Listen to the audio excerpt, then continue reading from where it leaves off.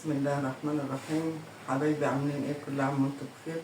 هنعمل النهارده مع بعض الفتة واحده واحده وان شاء الله تعجبكم. يلا هنعمل الرز الابيض بسيط وجميل ان شاء الله يعجبكم. اول حاجه بننزل بيها السمنه، هنقوم نازلين بالرز.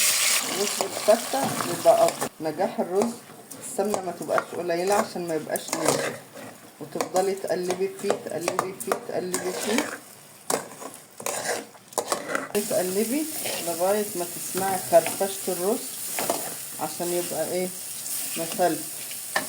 كوبايه الرز الابيض بتحطي عليه كوبايه ميه، نزلنا بالملح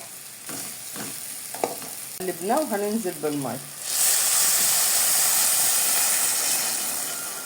لما يتشرب هنوطي عليه شمعه. شايفين شكله عامل ازاي؟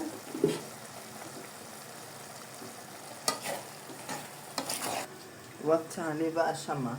نعمل الصلصة، ننزل بالسمنة معلقة كبيرة ثوم، أول ما الثومة تحمر ننزل بالطماطم، فلفل أسمر، ملح، نص معلقة سكر عشان الحرقان، نص معلقة بابريكا عشان أنا بحبها.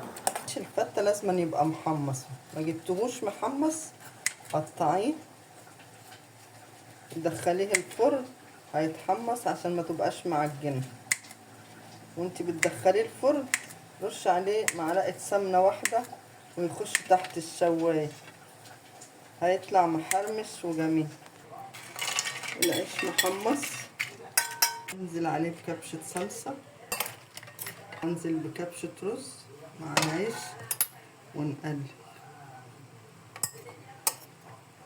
وننزل بالشوربه عليها مش كتير، الشوربه ما تبقاش كتير عشان العيش ما يبقاش معجن. رز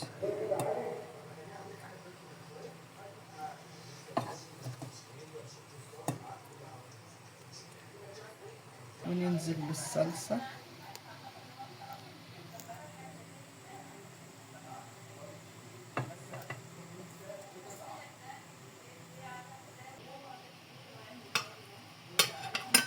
ونرصص اللحمة، لحمة مسلوقة جميلة، بس اعمل لكم حركة كأنها لحمة ايه مشوية.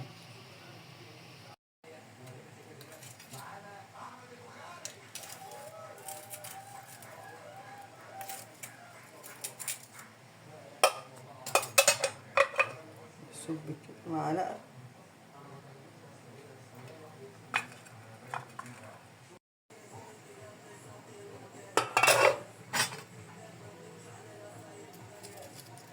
فتة جميل، ريحته حلوة جدا كأنها مدخنة لحمة مشوية. بألف هنا وشفا، جربوه هيعجبكم وريحتها تبقى حلوة جدا وهتقلب البيت وإن شاء الله يعجبكم. اتفضلوا معانا. خلصت الحلقة وكنتم مع ماما نور.